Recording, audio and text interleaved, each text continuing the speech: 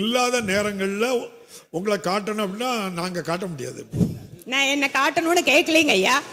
நேரலை எல்லாரும் பேசும்போது கொடுக்கறத எனக்கும் கொடுங்கன்னு தான் நியாயத்தை தான் கேட்கிறேன். அது நீங்க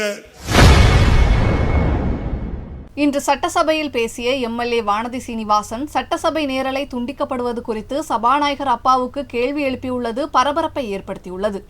கேள்வி நேரத்தில் நீங்க எல்லாம் 100 தடவை கேள்வி கேட்டிருக்கீங்க, அவ்வளவு நேரலையில் தான் பேசிருக்கு. அதுக்கப்புறம் இப்படி அபாண்டம் சொல்லலாமா? நேரலைக்கு ஒதுக்கப்பட்ட நேரத்தில் நேரலை பெருகிட்டே தான் இருக்கு. இல்லாத நேரங்கள்ல உங்களை காட்டணும் அப்படின்னா நாங்க காட்ட முடியாது. நான் என்ன காட்டணும்னு கேட்கலீங்க ஐயா.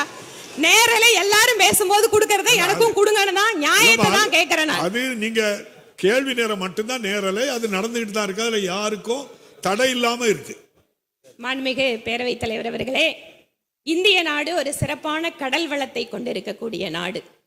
இங்கு நம்முடைய மாண்புமிகு முதலமைச்சர் அவர்கள் மீனவர்களுடைய நலனுக்காக எவ்வாறு மாநில அரசு பல்வேறு திட்டங்களை இங்கு செயல்படுத்த இருக்கிறது அல்லது ஏற்கனவே செயல்படுத்தி கொண்டிருக்கிறது என்பதையெல்லாம் விரிவாக கூறியிருக்கிறார்.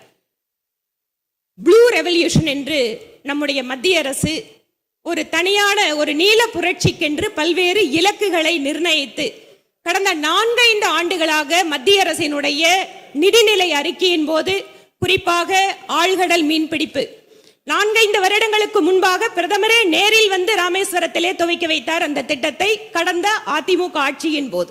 அதே போல கடல் பாசி வளர்ப்பு திட்டம் மன்னார் வளைகுடா பகுதியில் இருக்கக்கூடிய மீனவர்களுக்கு மட்டுமல்ல, தமிழகம் மாதிரி அதிகமான மீனவர் சமுதாயத்தை கொண்டிருக்கக்கூடிய மாநிலத்துக்கு செய்திகளை உள்ளது உள்ளபடி தெரிந்து கொள்ள ரெஃப்ளெக்ட் நியூஸை சப்ஸ்கிரைப் பண்ணுங்க.